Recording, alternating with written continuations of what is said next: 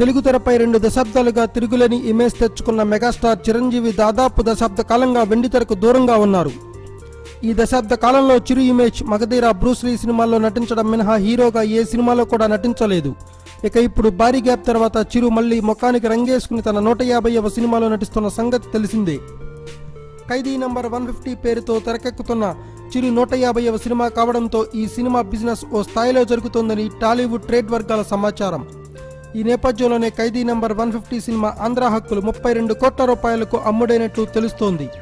తెలుగు సినీ చరిత్రలోనే అతి పెద్ద హిట్గా నిలిచిన బాహుబలి సినిమా ఆంధ్ర హక్కులు సైతం 30 కోట్లకు అమ్ముడవగా ఇప్పుడు ఆ సినిమాను మించేలా చిరు ఖైదీ నంబర్ 150 సినిమా బిజినెస్ జరిగింది.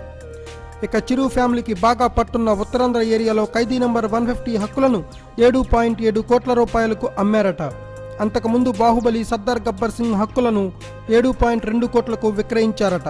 మొత్తానికి చిరంజీవి తన రీఎంట్రీ సినిమాతో బాహుబలి సినిమాకే షాక్ ఇస్తున్నారన్నమాట. Thanks for watching. Please subscribe our channel.